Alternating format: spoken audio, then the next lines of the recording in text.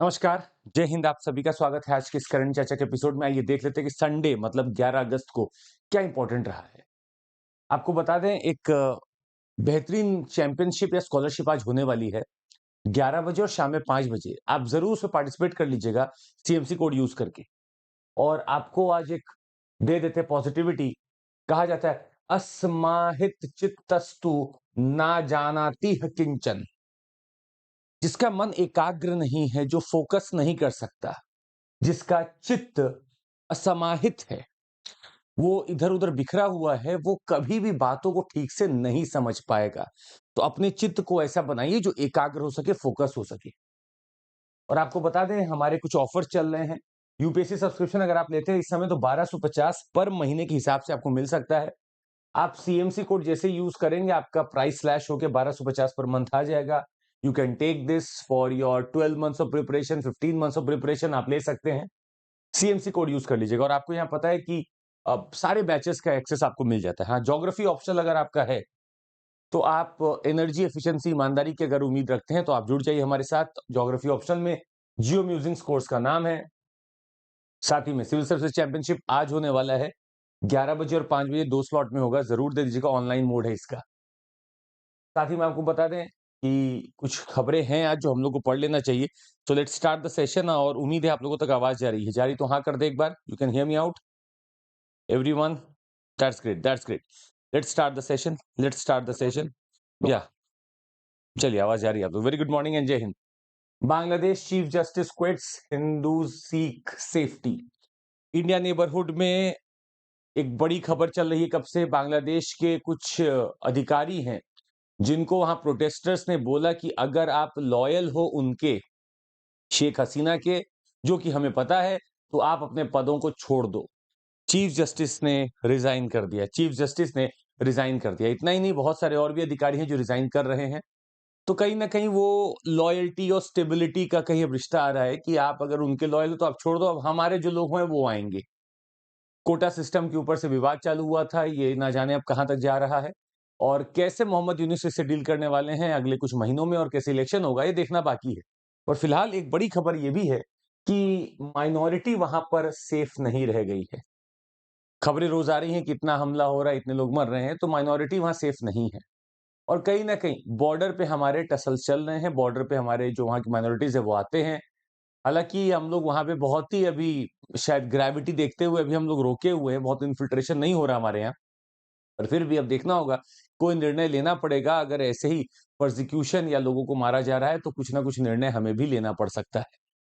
अब इसमें कोई नई खबर आएगी तो हम आपको बताएंगे। आगे सुनिएगा एक बड़ी खबर। SEBI chief had stake in funds tied to Adani report.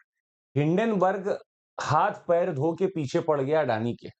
ना जाने किस बात की खुन्नस है, ना जाने किस बात का वो निकाल रहा है, अपना पुराने जन्म का या पुराने दिनों का अपना कुछ रिवेंज ले रहा है। हिंडनबर्ग ने बोला कि देखो भैया, अदानी के ऊपर जो मैंने रिपोर्ट दिया था कि वो अपने प्राइस को मैनिपुलेट कर रहा है, स्टॉक प्राइस को मैनिपुलेट कर रहा है, इसके ऊपर जांच बैठाई गई। सेबी ने बोला ऐसा कुछ नहीं है, सुप्रीम कोर्ट ने बोला ऐसा कुछ नहीं है।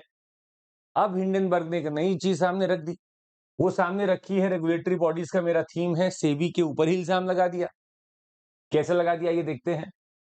कहा कि जो चेयरपर्सन है of India stock market regulator SEBI, in charge of probing these issues, जो आपको बता दे चेयरमैन जो आपको दो दिखेंगे यहां पर, आपको दिख सकते chairperson Madhavi Puri Buch and her husband Dhaval Buch. Madhavi Puri Buch and her husband Dhaval Buch, इनका कहना है कि इनका बरमुडा एंड मॉरिशस फंड्स में कुछ पैसा लगा हुआ है। मतलब इनका had a stake in obscure offshore entities used in what is alleged was the Adani money siphoning scandal। बोला इनका खुद का पैसा लगा हुआ है, और इनका खुद का पैसा लगा हुआ है तो ये इसीलिए यहां पर क्लीन चिट दे रहे हैं। मतलब ये तो कॉन्फ्लिक्ट ऑफ इंटरेस्ट हो गया। अरे भैया, हमारे घर के ही कोई लोग हैं जो किसी कॉन्ट्रैक्ट में हैं और हम ही बैठकर कमिटी बना ली और हम ही बैठ के निर्णय दे दिए, तो ये तो साफ दिख रहा है कि कॉन्फ्लिक्ट ऑफ इंटरेस्ट है। तो अभी इल्जाम लगाया गया, हिंडनबर्ग ने इल्जाम लगाया है कि ऐसा हो रहा है। हालांकि अभी सेबी की तरफ से ऐसा कुछ आया नहीं है, पर यह साफ दिख रहा है कि देखो ऐसा है कि उनको पूरा मैनेज करने के लिए इस चीज को दिया गया था। ये Bermuda Mauritius funds complex structure है, उसके थ्रू ये हो रहा है काम, और अडानी जी का पैसा साइफन किया जा रहा है, इधर से इधर पूरा किया जा रहा है। अच्छा, इतना ही नहीं, सेबी के बारे में अगर हम आपको बताएं तो सेबी हमारा एक बहुत इंपॉर्टेंट स्टैट्यूटरी बॉडी है जो अप्रैल 12 1992 को स्टैब्लिश होता है, और securities and exchange board of India act 1992 के तहत ये बनता है। तो स्टैट्यूटरी है क्योंकि एक्ट के थ्रू बनता है। इसका बेसिक फंक्शन क्या है? Protect the interest of investors in securities and to promote and regulate the securities market. भैया इंटरेस्ट बचाना है किसका? इन्वेस्टर्स का। अब अगर ये रिपोर्ट सच है तो इन्वेस्टर्स का इंटरेस्ट तो कहीं से बचा ही नहीं, अगर ये सत्य है तो। In securities and to promote and regulate the securities market, तो रेगुलेट तो करना सिक्योरिटीज मार्केट को। यार अगर हालत ये चल रही है तो फिर क्या ही रेगुलेट हो रहा है पता नहीं, पर अभी देखते हैं, अभी सेबी की तरफ से कुछ नहीं आया है। इनिशियली जो सेबी था वो नॉन स्टैट्यूटरी बॉडी था, विदाउट एनी स्टैट्यूटरी पावर। इसको दिया गया statutory power by SEBI act of 1992। Headquarter इसका मुंबई में है, पर हाँ इसके रीजनल ऑफिसेज भी हैं, अहमदाबाद, कोलकाता, चेन्नई और दिल्ली में इसके आपको रीजनल ऑफिसेज भी दिख जाएंगे। पर बड़ी बात यह है कि अभी बस इल्जाम लगाने का दौर चालू हुआ है। हिंडनबर्ग बोलता है कि आप जिसके लिए कमिटी बनाकर बता रहे थे कि नहीं सब कुछ क्लीन चिट है, उसी में तो आपका पैसा लगा हुआ है, तो आप तो अपने ही केस को सुन रहे हो, अपने ही केस का जजमेंट भी दे रहे हो। कॉन्फ्लिक्ट ऑफ इंटरेस्ट साफ दिखता है यहाँ पर। अब देखते हैं सुप्रीम कोर्ट क्या ओपिनियन लेता है, सेबी क्या बोलता है इसके ऊपर, अभी देखना बाकी है।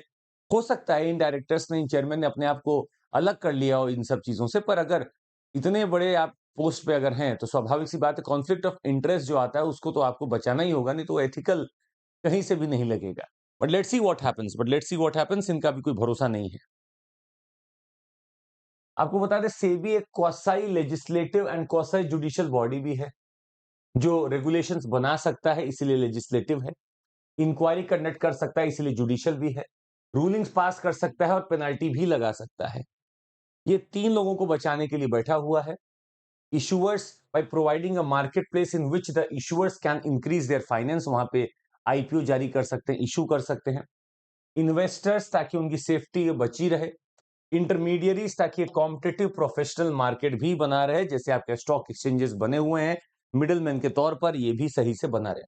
तो आई 3 आईज के लिए सेबी काम करता है, इशूअर्स, इन्वेस्टर्स एंड इंटरमीडियरीज। पर फिलहाल अभी और इस पे खबरें आएंगी, तैयार रहिएगा। कॉन्फ्लिक्ट ऑफ इंटरेस्ट साफ दिख रहा है कहीं ना कहीं। बड़ी खबर, नीला Kurinji that blooms once in 12 years included in red list of threatened species। Species का मेरा टाइटल है और हम आपको कुछ चीजें यहां पर बता दें।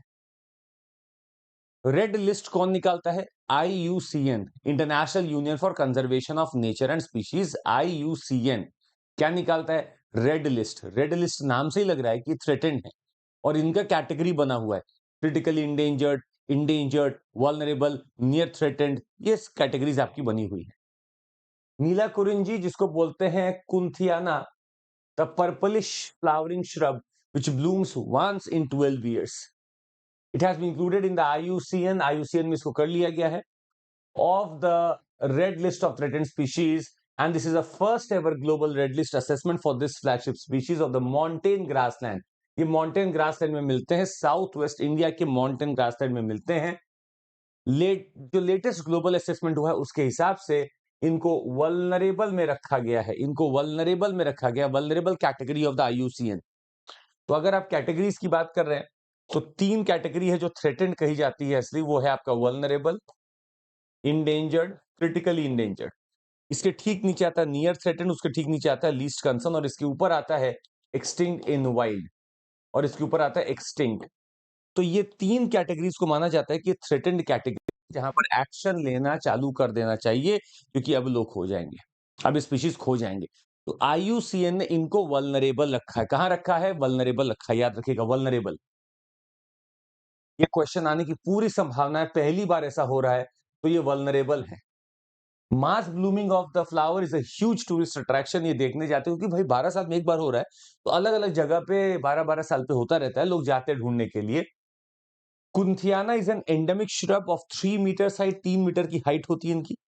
Scene only in the high altitude, अब नाम सुनिएगा, ये सिर्फ आपको शोला ग्रासलैंड इकोसिस्टम में मिलते हैं, शोला ग्रासलैंड इकोसिस्टम में मिलते हैं साउथ वेस्ट इंडिया में, जिसका एलिवेशन लगभग 1350 के ऊपर रहता है। शोला ग्रासलैंड में मिलते हैं। शोला ग्रासलैंड क्या होते हैं? ये सिर्फ भारत में मिलने वाले एक ऐसे यूनिक ग्रासलैंड है। क्या होता है देखिएगा, shola forest are tropical mountain forest. ये ट्रॉपिकल माउंटेन फॉरेस्ट है in the valleys separated by rolling grasslands and only in the higher elevations. They occur only in the valleys where there is at least reach of the fog and mist. तो rolling grassland ऐसे चल रहा है और इसमें कोई valley है बीच में, और रोलिंग ग्रासलैंड फिर से आ गया।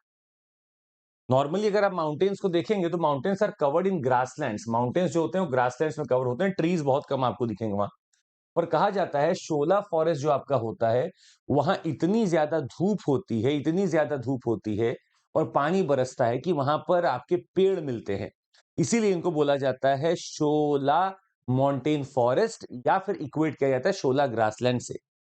तो आपका जो माउंटेन्स है वो लगभग आपका ग्रासलैंड में होता है, ट्रीज आपको नहीं मिलते हैं, पर यहाँ पे आपको ट्रीज मिलते हैं where there is at least reach of fog and mist in the valleys also. यहाँ पे फॉग और मिस्ट आपको दिखता है, और इन्हीं वैलीज में आपको दिखते हैं क्या? शोला फॉरेस्ट। तो यहाँ पे मुझे ग्रासलैंड दिख रहा होगा, यहाँ ग्रासलैंड दिख रहा होगा, बीच में एक मुझे वैली दिखता है उसी हाइट पर, और इसी वैली मुझे क्या दिखता है? कुछ फॉरेस्ट दिखते हैं, जो क्यों आए हैं? प्रेसिपिटेशन और टेम्परेचर की वजह से। और इन एरियाज को बोला जाता है शोला माउंटेन फॉरेस्ट। बहुत यूनिक तरीके के फॉरेस्ट हैं, चूंकि वहां इतनी धूप पहुंचती है इसीलिए वहां पर आपको पेड़ दिखते हैं। These are my shola. Kerala, this is Kerala. तो आप जब साउथ इंडिया के भ्रमण पर निकलें तो आप देखेंगे कि मेरा इस एरिया में शोला फॉरेस्ट है। शोला फॉरेस्ट है जो कि ट्रॉपिकल है। शोला माउंटेन फॉरेस्ट है जो कि ट्रॉपिकल माउंटेन फॉरेस्ट है। शोला फॉरेस्ट, शोला फॉरेस्ट कहां पे? केरला में। केरला में क्यों इसको ऐसा बोलते हैं? ग्रासलैंड्स के बीच में पड़ता है, रोलिंग ग्रासलैंड है, रोलिंग ग्रासलैंड उसके बीच में एक वैली पड़ता है, यहां पर आपको मिलेंगे shola forest. The dancers who stumble from boyhood stardom to adulthood anonymity. Actually बात की जा रही है आर्ट एंड कल्चर की, थीम मेरा आर्ट एंड कल्चर, और समझिएगा जो बच्चे एक डांस सीखने में 20,000 घंटे लगा देते हैं, तो स्वाभाविक सी बात है पढ़ाई से कॉम्प्रोमाइज हो रहा होगा। इन्होंने पूरे अपने बॉयहुड में डांस किया, और जब इनकी जिम्मेदारी आती है कि ये अब ये बड़े हो गए हैं और इनको जिम्मेदारी दूसरी लेनी है, तो इनके पास स्किल भी नहीं है, नॉलेज भी नहीं है और जॉब भी नहीं है। ये बात हो रही है इस समय गोटीपुआ डांस की। गोटीपुआ डांस की बात हो रही है जिसमें चाइल्ड आर्टिस्ट यूज होते हैं। आपको बता दें गोटीपुआ डांस उड़ीसा का है। ये ruins of the devadasi tradition से चालू होता है। 14th century onwards, political unrest and social changes took a toll on the Mahari or the Devdasi tradition. During this time, इस समय अटेम्प्ट्स बनाए गए थे कि इस आर्ट को जिंदा रखा जाए। 10 गोतिपुआ ट्रेडिशन चालू होता है, जहां पर young boys who were trained in singing, dancing, acrobatics, village clubs और अखाड़ा में इनको सिखाया जाता था। अच्छा, इतना ही नहीं, ये बॉय परफॉर्म जरूर कर रहे हैं, पर they are dressed as girls and performed at temple festivals. मतलब ये बॉय हैं जो कि गर्ल्स की तरह ड्रेस होंगे और परफॉर्म करेंगे वेरियस सोशल रिलीजियस ओकेजन्स पे। मतलब इस गोतीपुआ डांस को बॉय कर रहे हैं but they are dressed as girls. ये स्पेशल फेस्टिव टाइम पे भी करते हैं आपका। And Gotipuas begin their performance in the later medieval period during the reign of the Bhoi king Ramachandra Dev. Present forms of Odissi dance जो आपका है, they have been derived to a great extent from the Gotipua tradition. अब ये मेहनत करते हैं और 20,000 घंटे लगाकर अपने आप को ट्रेन करते हैं, पर उस समय क्लैश में रहते हैं स्कूल से, इसलिए पढ़ नहीं पाते। अब चूंकि पढ़ नहीं पा रहे तो आगे चल के आपको कैसे नौकरी मिलेगी?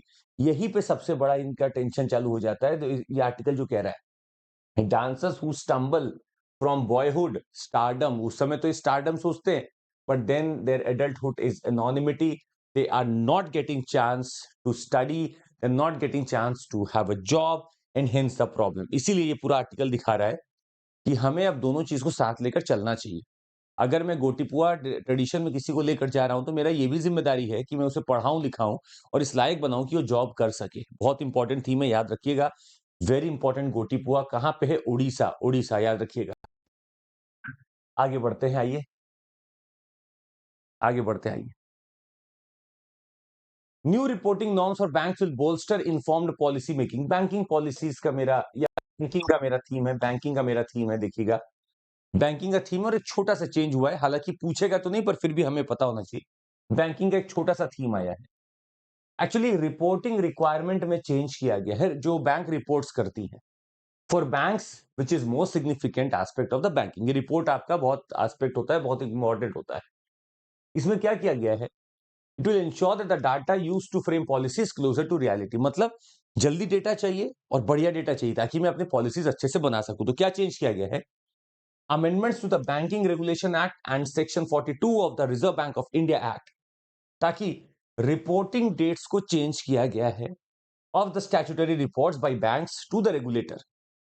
जैसे देखिए, instead of going by the old way of reporting by the last Friday of a month, पहले last Friday of the month में ही आपका किया जाता था रिपोर्टिंग, अब क्या हो गया है, we have gone in for the calendar fortnight, मतलब 15th और 30th of every month we are going to report. 15th and 30th of every month we are going to report. तो याद रखिएगा, मेरे बैंकिंग का रिपोर्टिंग सिस्टम जैसा होगा वैसा ही मेरी बैंकिंग पॉलिसीज अच्छी बन पाएंगी। मतलब इसको पढ़कर लोग अच्छी पॉलिसी बनाकर समझ सकते हैं। इससे नॉन परफॉर्मिंग एसेट के ऊपर पढ़ा जा सकता है, इंटरेस्ट रेट के ऊपर पढ़ा जा सकता है, लोन कितना दिया जा रहा है इसके ऊपर पढ़ा जा सकता है, बैंकिंग का ऑपरेशंस कितना चल रहा है ये पढ़ा जा सकता है।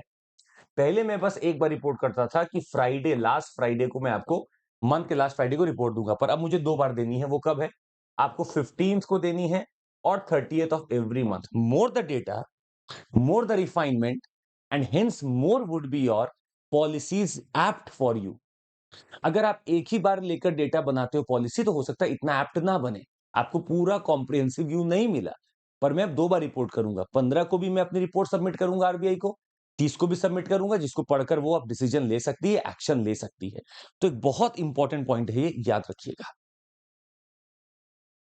India has a lot more scope to pursue progressive capitalism. हमें इसकी पूरी बात ही नहीं करनी थी, हमें बस वर्ड ढूंढना था। आपको हम बता दें प्रोग्रेसिव कैपिटलिज्म क्या है। नोबेल प्राइज के विजेता हैं, इकोनॉमिस्ट हैं, जोसेफ स्टिग्लिट्स।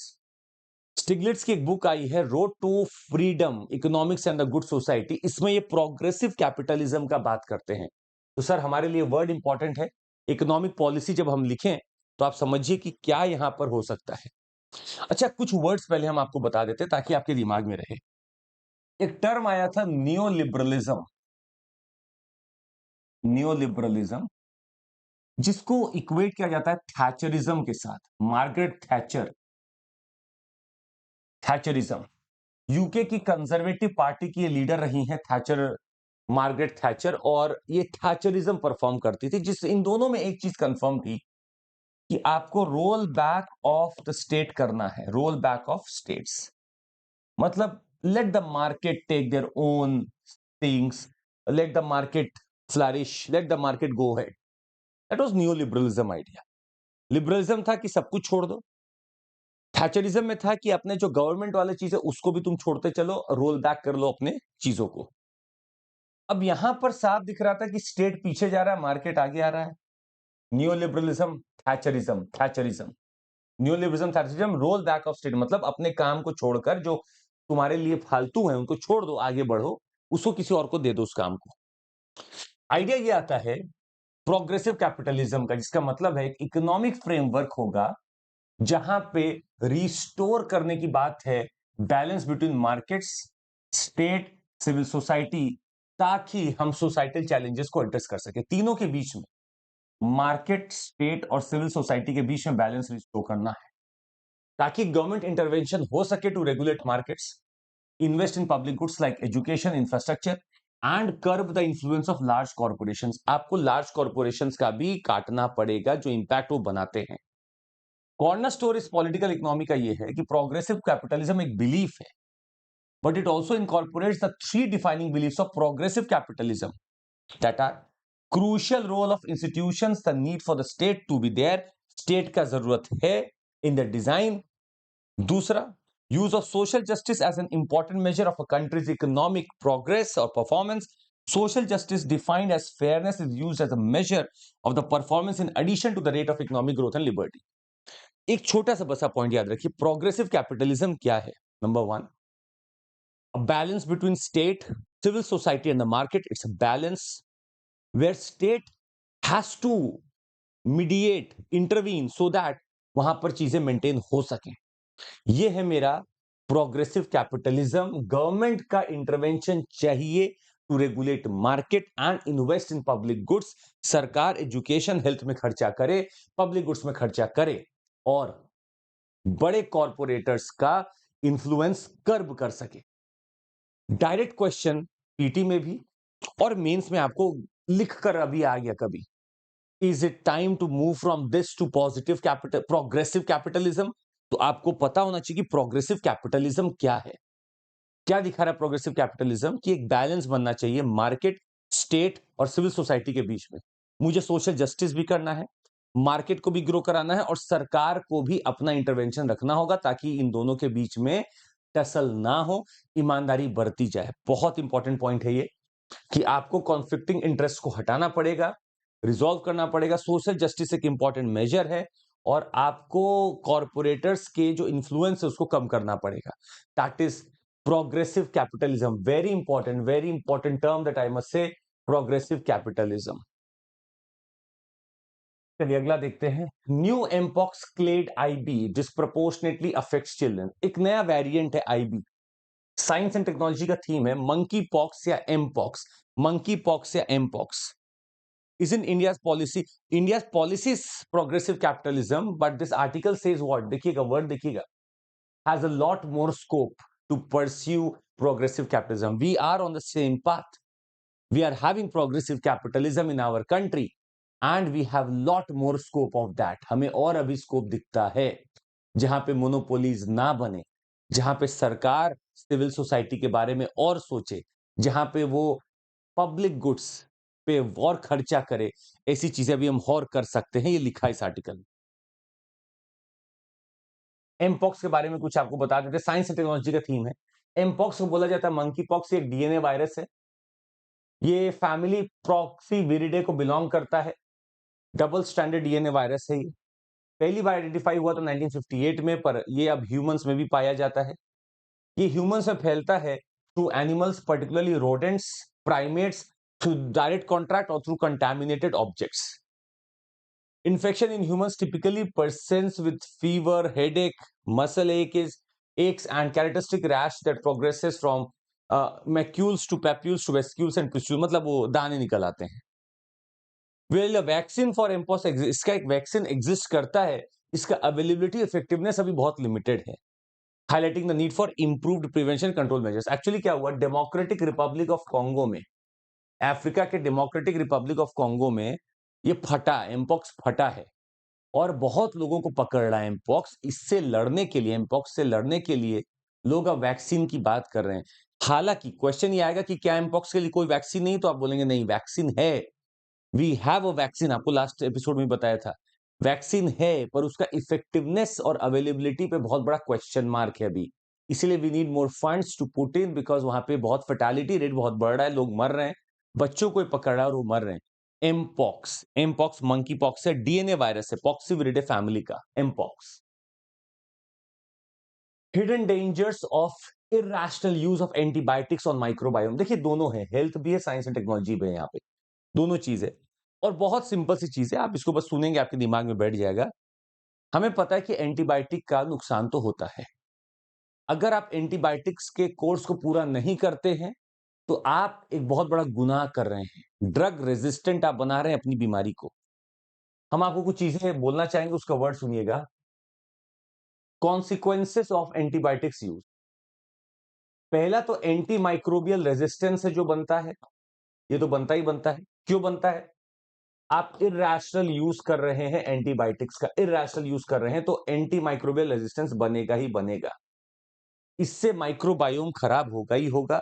आपके शरीर के अंदर का बैक्टीरिया जो है वो रेजिस्टेंस बना लेगा और फिर वो खत्म नहीं होगा. इतना ही नहीं, इस एंटीबायोटिक से हमें पता चलता है मेडिसिन पॉइजन भी बन सकती है आपके लिए, और इसी का नाम होता है मेडिसिन पॉइजन पैराडॉक्स. मतलब आप तो दवाई ले रहे थे ठीक होने के लिए, पता चला मेडिसिन ही पॉइजन बन गई. कैसे बन गई समझिएगा. जब आप बहुत ज्यादा एंटीबायोटिक्स लेते हैं और बहुत ब्रॉड स्पेक्ट्रम की लेते हैं तो आपके गट बैक्टीरिया को ये मार देता है। इस प्रोसेस का नाम है डिसबायोसिस। डिसबायोसिस। डिसबायोसिस आपके गट बैक्टीरिया को मार दिया। अब चूंकि गट बैक्टीरिया को मार दिया तो क्या हो गया, आपका स्टमक खराब, बॉवेल फंक्शन खराब, सिंड्रोम चालू, पेट में दर्द, और आपका इम्यून सिस्टम खत्म। इम्यून सिस्टम आपका खत्म हो गया। यहां पर सबसे बड़ी बात है, since the gut brain axis links the gut microbiome with the brain, dysbiosis अगर हो रखा है किसी को तो डायरेक्ट आपका रिश्ता है ब्रेन से। ब्रेन की केमिस्ट्री भी खराब होने लगेगी। They can impact colonization resistance, allowing harmful bacteria to take hold and proliferate, thus increasing the risk of infections. अब आपके गट में बैक्टीरिया और दूसरी फैल सकती है क्योंकि इम्यून सिस्टम आपका खराब हो चुका है। इसीलिए सबसे बड़ी बात है जुडिशियस यूज ऑफ एंटीबायोटिक्स। ज्यादा भी नहीं लेना है, कम भी नहीं लेना है, जो डॉक्टर बोले वही लेना है, खुद डॉक्टर नहीं बनना है, और एंटीबायोटिक्स को मिनिमम यूज करें तो बेहतर है। मिनिमम यूज करिए, क्योंकि ये आपका जितना अच्छा कर रही है उससे बहुत ज्यादा खराब भी कर सकती है। पता नहीं चलता है, बाद में पता चलता है, पर इट कैन इम्पैक्ट ऑल्सो। और अगर आप फॉरेन में जाएंगे तो आपको बता दें, फॉरेन में तो एंटीबायोटिक के नाम से घबराते हैं लोग। वहां 10 बार मीटिंग होती है, अरे इसको एंटीबायोटिक देना कि नहीं देना है। यहाँ पर क्या होता है, यहाँ अरे बुखार हो रही है, चलो चल के सेफिक्सिम ले आते हैं, उतरे नीचे जाके सेफिक्सिम ले आए। अरे हमारा गला भारी हो रखा है, अजिथ्रोमाइसिन ले लो। कुछ नाम तो लोगों को ऐसे ही पता हुआ है। पेट में दर्द हो रहा है, अच्छा चलो कुछ खा लेते हैं, आपका ये भी एंटीबायोटिक से सही हो जाएगा। तो we are having lot of maybe antibiotics, और उसको आराम से ओवर द काउंटर वो हमारे यहाँ आराम से मिलती है। कुछ तो दवाई के दुकानदार ही आपको दे देंगे क्योंकि वो खुद ही आपका है। पैरासिटामोल एंटीबायोटिक है? क्या बात कर रहे हैं आप ऑथर जी, आप इतने बड़े ऑथर हैं और आप बोल रहे हैं कि पैरासिटामोल एंटीबायोटिक है क्या? ये तो आप खुद समझिए कि है कि नहीं है। एंटीबायोटिक में बायोटिक, कुछ तो बायोटिक वाला होना चाहिए ना। पैरासिटामोल सिर्फ टेम्परेचर रेगुलेट करने की दवा है। Will Saudi's new law aid migrant workers? आइए देखते हैं, ह्यूमन रिसोर्सेज की बात है। क्या सऊदी का न्यू लॉ माइग्रेंट वर्कर्स की मदद करेगा? एकदम नहीं करेगा, एकदम भी नहीं करेगा। आपको हम दिखाते हैं क्या चल रहा है। ह्यूमन रिसोर्स की बात सुनिएगा, सऊदी अरेबिया में हालत क्या चल रही है। सिर्फ सऊदी अरेबिया में नहीं, kingdom of Saudi Arabia one of the world's largest recipients of migrant domestic workers. यहाँ पे लोग जाते हैं सर्वेंट बनने, घर में ड्राइवर बनने जाते हैं, कुक बनने जाते हैं, मतलब शेफ बनने जाते हैं। ये एक नया डोमेस्टिक वर्कर्स का लॉ लेकर आ रहा है, मतलब माइग्रेंट डोमेस्टिक वर्कर्स के लिए नया लॉ लेकर आ रहा है। माइग्रेंट डोमेस्टिक वर्कर्स के लिए ये नया लॉ लेकर आ रहा है। हालांकि आपको बता दें, गल्फ काउंसिल जो है, आपकी गल्फ काउंसिल कंट्रीज जो हैं, 6 कंट्रीज जैसे Saudi Arabia, UAE, Qatar, Kuwait, Oman और बहरीन है। दे इंप्लॉय लगभग 55 लाख लोग, 55 लाख लोग को इंप्लॉय करते हैं डोमेस्टिक वर्कर के तौर पे। और इन सभी को, माइग्रेंट डोमेस्टिक वर्कर्स को, लेबर लॉ से एक्सक्लूड रखा गया है। मतलब लेबर लॉ कुछ और है और ये वर्कर्स के ऊपर वो अप्लाई नहीं होता है। 26.5 lakh Indians constitute the single largest migrant population in the Kingdom of Saudi Arabia. 26 lakh लोग से ज्यादा। Though Saudi does not furnish nationality-wise disaggregated data, by several estimations, the domestic worker segment comprises a large percentage of Indians working as drivers and also in other categories. तो यहां पता चला कि male category सबसे ज्यादा driver में है और फीमेल कैटेगरी सबसे ज्यादा डोमेस्टिक आपके वर्क में इन्वॉल्व है। अब ये लोग नया लॉ लेकर आ रहे हैं, समझिएगा नया लॉ क्या कहता है। नया लॉ कहता है कि हम इन लोगों के आवर्स को रेगुलेट करेंगे। हम एक कफाला सिस्टम है जिसको थोड़ा सा डाइल्यूट करेंगे और हम इन लोगों के सेफ्टी सिक्योरिटी की बात करेंगे। ये नया लॉ कह रहा है। हालांकि नया लॉ क्या माइग्रेंट डोमेस्टिक वर्कर्स के ऊपर उसी प्रकार से लगेगा या नहीं लगेगा, अभी क्वेश्चन मार्क है। पर ये लोग नया लॉ लेकर आ रहे हैं। समझिए कुछ और चीजें। कफाला सिस्टम क्या है? एक प्रैक्टिस है of tying a migrant worker's visa to their employer. मान लीजिए सऊदी अरेबिया में एक शेख है, उसने किसी को रखा काम पर, तो उसके काम पे रखने से आपको वीजा मिला, मतलब वो स्पॉन्सर है आपका। वो स्पॉन्सर है, अगर वो चाहेगा तो आपको वीजा नहीं मिलेगा, वो चाहेगा तो आपको वीजा मिलेगा। It is prevalent in many gulf countries. This creates a power imbalance. आप उसके मर्जी पे हो।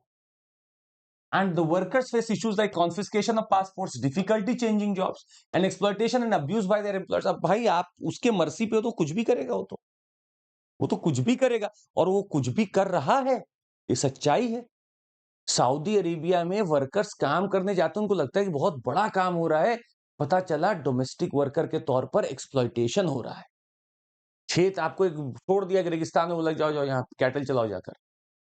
एक्सप्लॉइटेशन हो रहा है सर, और this has led to forced labour situations. इतना ही नहीं, वहां पर बोली लगती है और जिस वर्कर को लिया जाता है वो मान लिया जाता है कि वो वर्कर नहीं है, वो सर्वेंट है, मैंने उसको खरीद लिया है, $5,000 $10,000 में खरीद लिया है। ये कफाला सिस्टम है। और अब चूंकि मेरा उसके साथ स्पॉन्सरशिप जुड़ गया है, वही मुझे स्पॉन्सर करा, तो अगर मुझे वहां रहना है तो मैं उसी के मर्जी पे हूं। मैं अब जा नहीं सकता कहीं पे, वो जब चाहेगा तभी जाऊं, क्योंकि मेरे पास पासपोर्ट नहीं, वीजा नहीं, मैं उससे अटैच हूं। इस कफाला सिस्टम के खिलाफ बहुत लोगों ने आवाज उठाया, बहुत बार से बात चलेगी, यार इसको बंद करो, वर्कर की डिग्निटी पे हैम्पर हो रहा है, पर इन्होंने बंद नहीं किया है। अब शायद एक नया लॉ लाने की बात कर रहे हैं, इसमें क्या बदलता है देखते हैं। ये लोग बोल रहे हैं हम वर्किंग आवर्स को रेगुलेट करेंगे, हम लोग आपका यहाँ पे कफाला सिस्टम को डाइल्यूट करेंगे। अब देखते हैं क्या होगा, देखते हैं क्या होगा, but there things that can happen, there things that can happen. तो यहाँ पर कफाला सिस्टम है, याद रखिए, कफाला सिस्टम है, याद रखिए। अच्छा देखिए, कई बार क्या होता है कि जैसे संडे को हमारी कुछ और क्लासेस भी होती हैं, ऑफलाइन क्लासेस भी होती हैं जो रेगुलर हैं। तो मतलब हम 9 साढ़े 9 बजे कर रहे हैं, 8-7 बजे कर रहे हैं। आप मतलब इससे परेशान मत हुआ करिए। आप एक बार टेलीग्राम पे अगर जुड़े हुए हैं या नहीं जुड़े हैं तो अलग बात है, पर अगर आप जुड़े हुए हैं तो हम आपको मैसेज कर ही देते हैं कि आज की मेरी क्लास जल्दी होगी। अब ये क्लास 1 दिन 1 हफ्ते की क्लास तो नहीं होती कि इसका टाइम हम 7 ही बजे रखें। ये क्लास 365 दिन चलनी है। 365 दिन के लिए इतना तो कम से कम लिबर्टी हो सकता है ना कि मैं इसको 8 बजे कर लूँ या फिर 9 साढ़े 9 बजे कर लूँ। इतना तो लिबर्टी हम ले सकते हैं। अगर 10 दिन की क्लास हो तो हम आपको 8 ही बजे देंगे। उसके बाद हमारा आपका कोई रिश्ता नहीं। पर ये ऐसी क्लास नहीं है, ये 365 दिन की क्लास है। थोड़ा समझिएगा इस बात को। चूँकि 365 दिन की क्लास है तो इतना ज़िम्मेदारी आपकी भी और हमारी भी है। हम आपको इन्फॉर्म करते हैं, प्रायर इन्फॉर्मेशन जाता है। आपको नहीं मिल रहा है, आप अगर नहीं है तो अलग बात है। तो जुड़ जाइए, आपके लिए बेहतर होगा। जो लोग नहीं जुड़े, जुड़ जाइए। चंद्रमौली कैपिटल SIR लिख दीजिए, जुड़ जाइए, आपको हम इन्फॉर्म कर देते हैं। आइए, और यही अच्छा आपका अंतिम टॉपिक भी था आज का, यही अंतिम टॉपिक भी था। चलिए इतना हम लोग बात भी कर ली, यही आज का हमारा अंतिम टॉपिक भी था। तो आज वो एक्चुअली संडे में बहुत कुछ रहता नहीं है, पर यही कुछ आर्टिकल्स जो थे हमें पढ़ने लायक लगे, जो हमने आपको आपके सामने दिखाया है। और आज का यही अंतिम टॉपिक भी था। अगर आपको जुड़ना है हमारे साथ तो अचीवर्स, मंजिल और शिखर 3 बैच है नए जो आ रखे हैं, आप जुड़ सकते हैं। CMC कोड याद रखिएगा, लगा के जुड़ जाइएगा, सारा कुछ आपको यहाँ पे मिलेगा। और हमारे आइकॉनिक सब्सक्रिप्शन को आप ले सकते हैं, जिसमें आपको हमारी ऑफलाइन रिकॉर्डेड क्लासेस भी मिलेंगी। तो आपको ऑफलाइन भी हमारी क्लासेस देखनी हो तो आप देख सकते हैं, आपके रिकॉर्ड्स में मिल जाएंगे आपके पोर्टल पे। And lot of things here also. CMC code आप लगाएंगे, आपको इस्तेमाल करेंगे, आपको पूरा फायदा मिल जाएगा। और that would be all from my side. आज कम अखबार में न्यूज़ रहती है, संडे रहता है, तो अखबार वाले ही सोचते हैं चलो मजा लो। And that would be all from my side. Thank you so much, take care, Jai Hind. और एक ही चीज़ याद रखिएगा बस, निरंतरता ही सफलता की कुंजी है। जो निरंतर होगा, वही सफल होगा। आपको बस निरंतर रहना है, सफलता खुद आपके पास में आ जाएगी। Bye, take care, Jai Hind everyone. और ज़रूर लाइक, सब्सक्राइब और शेयर कर दीजिएगा सेशंस को। ये एक बहुत बड़ी मुहिम है जहाँ पे यूपीएससी कंटेंट का दायरा पढ़ना है हमें। सब कुछ नहीं पढ़ना है, यूपीएससी कंटेंट पढ़ना है, पीसीएस का कंटेंट हो सकता है आपको मिलेगा, पर आपको उसी पे ध्यान रखना है, टारगेट वही है। तो ज़रूर इसको ज़रूर शेयर करिएगा। Bye, take care, Jai Hind. Bye, take care, Jai Hind everyone. Thank you so much. Bye, take care.